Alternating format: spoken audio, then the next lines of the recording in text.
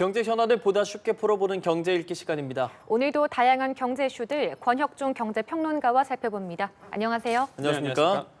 변호사님, SKT 얘기 먼저 해보려고 해요. 네. 2차 조사 결과를 발표했는데 걱정되는 요소들이 좀 많죠.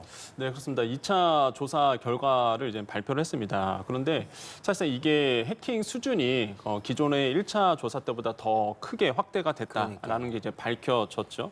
그래서 총 이제 유심 정보가 2,695만 7,749건으로 이제 조사가 됐는데 이게 SKT 총 가입자 수가 한 2,500만 명 정도가 되는데 이거보다 이제 더 많이 유심 정보가 이제는 해킹이 됐다라는 거죠. 근데 희한하잖아요. 어떻게 가입자 수가 2,500만 명, 알뜰폰까지 다 해서 예. 되는데 더 많이 늘었을까라고 예. 본다면 저도 지금 차고 왔는데 이 스마트워치에 들어가는 유심부터 시작해서 사물 인터넷에 들어가는 이런 유심까지 사실상 다 해킹 거의 모든 당했다. 유심이 털렸다라고 생각해도 예. 되는 거겠네요. 그러다 보니까 이제 폰뿐만 아니라 이런 사물 인터넷까지 들어가는 유심마저도 이제 다 정보가 이제 해킹이 됐다라는 것이 이번에 이제 조사가 됐다라는 거죠. 그래서 아마 규모가 역대 최대라고 지금 시장에서는 이제 평가를 하고 있습니다. 그래서 아까 이제는 뭐 2차 조사 자료표 나왔지만은 그 해킹된 서버 수도 더 많이 늘어났고요. 또한 해킹된 자료 내용도 더 많이 이제 증가가 됐다는 것이 이번에 2차 조사를 통해서 이제 밝혀졌습니다.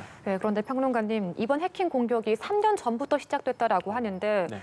왜 SKT에서는 이 사실을 모르고 있던 걸까요? 그러니까 이게 기본적인 해킹과 좀 다른 부분이 있습니다. 보통 우리가 그 전산이 해킹된다 그러면 대부분 금전적 목적을 가지고 해킹을 하는데 이번 해킹은 약간 달랐다는 거죠. 한마디로 은밀하게 침투를 했다라는 겁니다. 첫 번째로 보면은 은밀하게, 치밀하게 아주 계획적으로 이제 들어왔다는 것이 이번에 밝혀졌는데요. 이게 일회성 공격이 아니라 장기적으로 특정 목적을 가지고 이제는 해킹을 시도했다는 것이 이번에 밝혀졌죠. 그러다 보니까 오랜 기간 동안 잠복하다 보니 로그 흔적도 남기지 않았다는 게 또 특징이고요. 그다음에 악성 코드에 이제 특징이 있었는데 이게 BPS 도어라고 보통 얘기합니다. 이제 백도어라고도 보통 얘기를 하는데 이게 보통은 이제 백도어를 설치하게 되면은 이게 잘 탄로가 되지 않게 잘 보이지가 않는 게 해커가 특정 신호를 줘야지만 그때 가서 데이터를 빼갑니다. 평상시에는 아무 흔적이 없어요. 그러다가 신호만 주면 그때 가서 데이터를 빼가게 되는. 그래서 서버에 이제 숨어 있다라는 거죠. 그 다음에 아까 말씀드린 것처럼 목적 자체가 금전 목적이 아니었습니다. 그래서 지금 시장에서 의심하고 있는 게 사이버 보안의 문제다라고 해서 이제 중국 해커가 자주 쓰는 방법이다라고 이제 보고 있는데 그런 이유가 일단은 장기간에 뭐 데이터를 빼갔으면은 보통 이제 다크웹이라든지 이런 데서 거래가 되거든요, 데이터가. 네. 근데 전혀 거래가 없었어요. 그렇다면 뭐냐? 이제 3년 동안 데이터만 계속 본 겁니다. 그 뜻은 뭐냐면 사실상 우리나라에 이런 그 백도어를 설치해서 SK 가입자 수에 모르죠. 이거 복제폰이 만들어지지 안 만드는지는 모르겠지만 일단은 계속적으로 데이터를 계속 수집 목적으로 갖고 왔다는 거죠. 그러다 보니까 이게 금전적 목적이 아니다? 그러면 결국에는 사이버 보안의 측면에서 이거는 봐야 된다. 그래서 굉장히 제가 봤을 때는 오히려 더 심각한 문제가 아닐까라는 생각을 해봅니다. 그래서 과거와 다른 부분이다라고 보시면 되겠고 지금 이제 뭐 자료 화면도 나오고 있지만 뭐 악성 코드 수도요 굉장히 크게 늘어났고 최대 25종 이렇게 돼 있습니다. 그다음에 서버 대수도요 뭐 5대가 아니라 지금 23대 더 많이 늘었죠. 그래서 23대가 지금 감염된 것으로 확인이 됐고 무엇보다 이제는 단말기 고유 정보라고 볼 수 있는 이 유출 가능성도 있다. 이것은 거의 기존에는 없다라고 밝혔었거든요. 그래서 단말기 고유 정보도 가입자 번호도 사실상 지금 개인 탄로될 수 있는 부분도 있다라고 이제 밝혔기 때문에 저는 뭐 제가 봤을 때는 심각한 수준이 아닌가라고 생각을 해보겠고 이제 많은 분들이 그래서 이제 우려 사항을 이제 내보고 있다라고 말씀을 드립니다. 예, 말씀하신 뭐 그런 단말기 고유 식별 번호 같은 것들이 2차에서 밝혀졌다라고 네. 한다면 어떤 게 달라지는 거가 시청자분들 좀 궁금하실 것 같거든요. 이 복제폰이 가능해지죠. 그러니까 이론적으로 보면 이게 복제폰이 가능해집니다. 물론 뭐 SK라든지 텔레콤이라든지 아니면 정부 당국자의 말을 들어보면 아직은 이제 복제폰의 흔적은 발견되지 않았다라고 보고 있지만 일단은 아까도 말씀드린 것처럼 이게 만약에 유심 보호 서비스를 하더라도요. 일단은 가입자 식별번호가 탄로가 됐다. 그 다음에 나의 개인 정보도 이제 빼갔다는 게 이번에 증명이 됐거든요. 임시 서버에 들어가 있던 건데 이게 이제는 해킹이 당했으니까. 그래서 결국에는 이론적으로 보면은 나의 개인 정보, 그다음에 가입자 식별번호, 개인 식별번호까지 다 조합을 한다 그러면 뭐 이런 상 복제폰도 가능하다라는 것이 이제 전문가들의 공통된 일치적인 목소리입니다. 그래서 이런 것들이 좀 우려스럽다라는 거죠. 아마 지난번에 제가 여기 나와서 이제 말씀드렸던 게 이제는 이것뿐이겠느냐라고 이제 말씀드렸잖아요. 역시나 2차 조사 때 더 많이 나왔습니다. 그래서 아마 팔면 팔수록 아마 지금 해킹 사태가 더 기하급수적으로 더 번질 가능성은 있다라는 점에서 굉장히 좀 우려스럽다라는 말씀을 드립니다. 이번 SKT 해킹 사태로 인해서 개인정보 유출에 대한 경각심이 높아진 것 같아요. 네. 이런 가운데 개인정보가 유출된 이 정보 주체의 피해를 구제하는 의무 보험이 있습니다. 개인정보 유출 배상 보험이 있는데 이 보험의 가입률이 10%도 안 되는 걸로 나오고 있거든요. 네. 기업들의 어떤 좀 안일한 태도가 보여지는 것 같아요. 네, 보이죠. 이것만 봐도 사실상 기업들의 이제 보안 측면에서 굉장히 안일한 자세를 취하고 있다는 게 보여지는데 일단 지난해 말 기준으로 봤을 때요. 이 보험 가입자 수, 그러니까 예를 들어서 개인정보 유출이 된다 그러면 피해 보상을 해주는 보험인데요. 이게 지금 7,769건에 불과합니다. 굉장히 낮은 수인데요. 이게 개보이죠. 개인정보보호위원회가 추산하는 의무 가입자 수를 본다 그러면 이게 한 8만 3천에서 38만 곳, 좀 굉장히 많죠. 이거에 비해서 지금 가입자 수가 아까 말씀드린 것처럼 7,769건이니까 거의 10%도 안 돼요, 사실상. 그러다 보니까 엄청나게 이제 낮은 숫자다 이렇게 보시면 되겠는데 그러다 보니까 뭐 시장에서는 너무 이제 기업들이 개인정보 보안에 대해서 피해 보상에 대해서도 인색하고 그다음에 뭐 인식 자체가 굉장히 너무나 안일한 거 아니냐라는 이제 목소리가 나오고 있고요. 또 기업들은 항변을 합니다. 사실상 이 의무 가입의 기준을 정부가 좀 바꿔놨거든요. 그러니까 이게 보면 매출액 1,500억 원 이상이어야 되고 정보 주체가 100만 명 이상의 데이터를 가지고 있어야지만 사실 의무 보험, 의무 가입 대상자가 됐다 보니까 중소업체 같은 경우에는 가입할 이유가 전혀 없는 거죠. 예, 굳이 이거 의무 가입자도 아닌데 내가 왜 가입해 돈 써서. 근데 그걸 왜 그렇게 기준을 바꾼 거예요? 그럼? 일단은 영세업자들을 위해서 이제 밝혔다고 보시면 됩니다. 그러니까 사실 중소업체들 같은 경우에는 이 개보위에 들어가는 의무 가입을 하려고 하면 비용이 들어가잖아요. 네. 그럼 산업 자체가 사실상 이제는 확대될 수가 없고 무엇보다 정부는 그런 얘기를 합니다. 이거를 다 관리할 수가 없다라는 거죠. 예, 개보위에서는 어떻게 이 8만 건 넘어가고 가입자 수가 넘어가는 이런 어떤 기업체 8만 곳이 넘어간다 그러잖아요. 그러면 이걸 어떻게 다 관리하냐. 그래서 실효성 측면에서 본다 그러면 불가능하다. 그래서 이제는 의무가입 그 기준을 이제는 좀 높여놨다라고 보시면 되겠는데 그러다 보니까 오히려 이 정보 보안에 대한 부분들은 더 후퇴되는 거 아니냐. 이런 목소리가 지금 시장에서는 나오고 있습니다. 그래서 이것도 아마 물론 이게 SK텔레콤 해킹 사건 이전의 일이에요. 그러니까 이번에 이제 SKT가 해킹 사건이 일어났잖아요.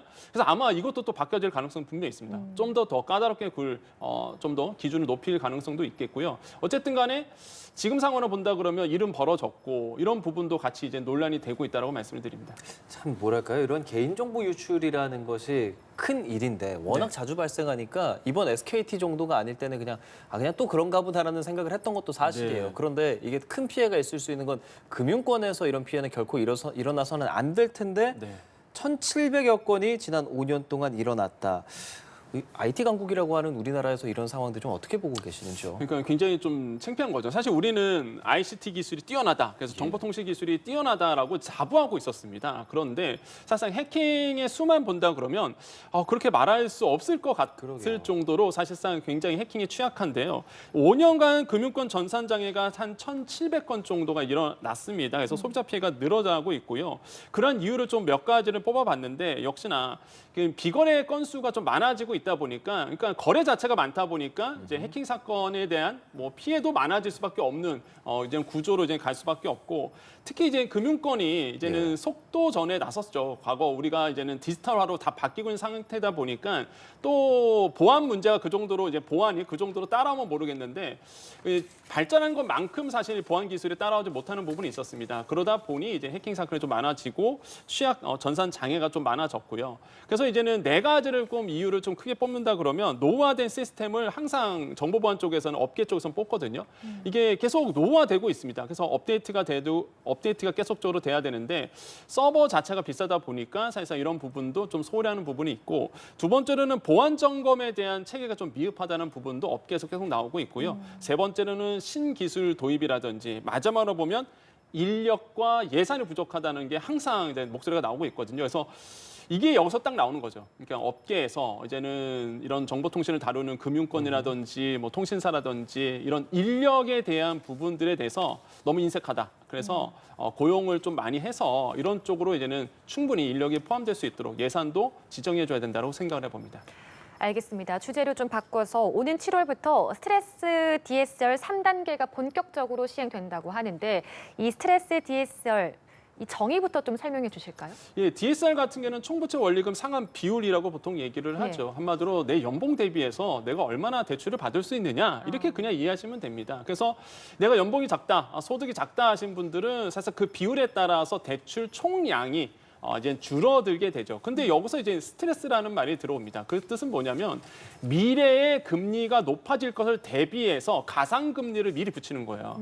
그래서 이제는 가상금리가 붙는다 그러면 당연히 내가 총부채 원리금 상환 비율로 따진다 보면 금액이 이제 한도가 줄어들게 되거든요. 그래서 앞으로 이제 금리가 높아질 거를 대비한다. 이렇게 보시면 돼요. 그래서 가상 금리를 현재 이제 3단계가 되면은 1.5%의 이 가상 금리를 붙게 됩니다. 그러면 이게 여기서 또 오해하시는 게 아니 그러면 내 금리가 1.5%나 높아져서 내가 내야 되는 뭐 금액이 이자가 더 높아지는 거야? 그건 아니고요. 우리가 계산할 때만 한마디로 내 한도를 계산할 때만 이제 금리를 1.5% 붙여서 계산한다는 거지 실제 내가 내야 되는 돈이 이자로 내야 되는 돈이 1.5%가 늘어난다는 얘기는 아닙니다. 그래서 한도를 줄이는 거다. 이렇게 이해하시면 될 것 같아요. 그래서 이번에 3단계 그러니까 7월부터 들어가느냐 마느냐 요거였거든요. 근데 이제는 계획대로 정부가 밝혔죠. 오늘 밝혔습니다.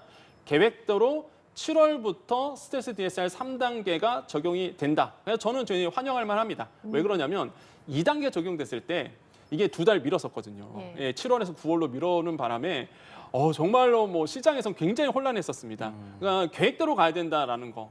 이번에는 계획대로 가고 있습니다. 그래서 시장에 혼란함은 없을 것 같아요. 이미 시장에선 반영이 되고 있고 이걸 알고 있기 때문에 뭐 계획대로 이렇게 밝혔다는 거 굉장히 환영할 만하고 일단은 스트레스 DSR 3단계가 적용이 됩니다. 그렇기 때문에 소득이 낮으신 분들은요, 레버리지 크게 써갖고 대출을 받는다든지, 뭐 주식 투자한다든지, 아니면 부동산 투자한다든지, 이거는 사전에 막을 이제는 대비책이 됐다라고 저는 환영한다라고 말씀을 드립니다. 그러니까 기본적으로 소득 수준에 비해서 대출을 과하게 받지 말라라는 취지인 맞습니다. 건데 그렇지만 이런 것들이 계속 나오는 이유는 결국에는 가계대출 때문이지 않겠습니까? 가계대출 현황에 대해서 좀 얘기해 주실까요? 이번에 또 오늘 또 발표를 했죠. 1분기에 이제 가계신용에 대해서 이제는 정부가 이제 밝혔는데요.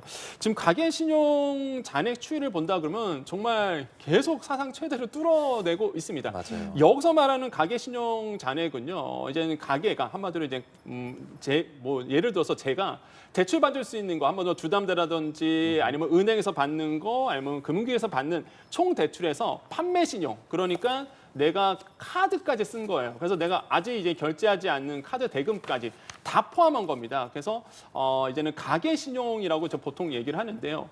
이게 이제 증감 추이를 본다 그러면 계속적으로 이제 증가되고 있는 게 보입니다. 이게 증감률인데요.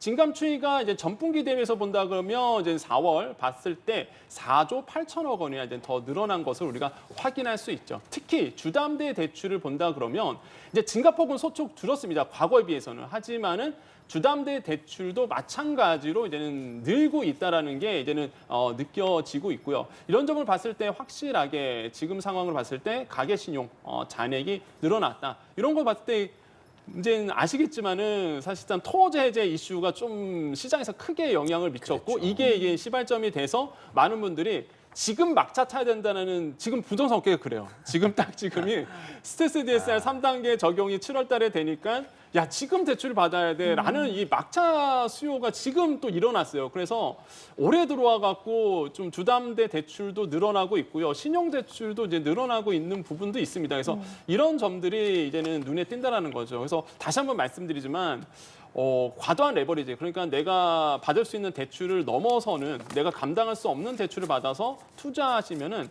굉장히 큰 손해를 볼 수 있으니까 이런 점들은 꼭 유념하셔야 되겠다고 다시 한번 강조를 해드리겠습니다. 예. 게다가 지금 신용카드의 이용 규모도 전분기 대비 1.9조 원 감소했다고 하는데 네. 신용카드 사용량이 줄어든 건 그만큼 경기가 안 좋다라고 볼 수 있는 거죠. 맞습니다. 이게 또 재미있는 이제 통계가 바로 말씀하셨던 부분이에요. 그러니까 신용카드 잔액은 오히려 좀 줄어들었습니다. 그 뜻은 뭐냐면 소비 자체가 안 되는 거야. 그러니까 예를 들어서 저를 예를 든다 그러면 내 소득이 없어지는 거죠. 그러다 보니까 쓸 돈이 없어지는 겁니다. 그래서 이제 신용카드를 쓰시는 분들의 잔액이 이제 줄어들 수밖에 없는 거고, 이런 점들은 사실상 이제 우리나라의 지금의 성장률에 대해서 같이 나오고 있잖아요. 지금 뭐 KDI도 마찬가지로 우리나라의 성장률을 대폭 하향을 했는데 내수가 안 좋았기 때문에 그런 거거든요. 그래서 내수가 안 좋다 보니까 내가 이제 쓸 수 있는 가처분 소득도 줄어들게 되고 당연히 카드 잔액도 줄어들게 되는 이런 현상이 나오고 있습니다. 그래서 좀 안타까워요. 가계대출 중에서 이런 주담대는 늘어나고 있는데 내가 쓸 수 있는 돈은 줄어들고 있다는 거 예. 보면은 좀 이런 부분들이 우리 지금 대출 시장이 너무 이제 주담대로 쏠려 있다는 것을 반증하고 있다는 점에서 굉장히 좀 안타깝게 생각하고 있습니다. 영끌에서 집에 쓰고 내가 쓸 돈은 없다. 좀 슬픈 네. 통계인 것 같습니다. 권혁준 경제평론가와 함께했습니다. 고맙습니다. 네, 감사합니다.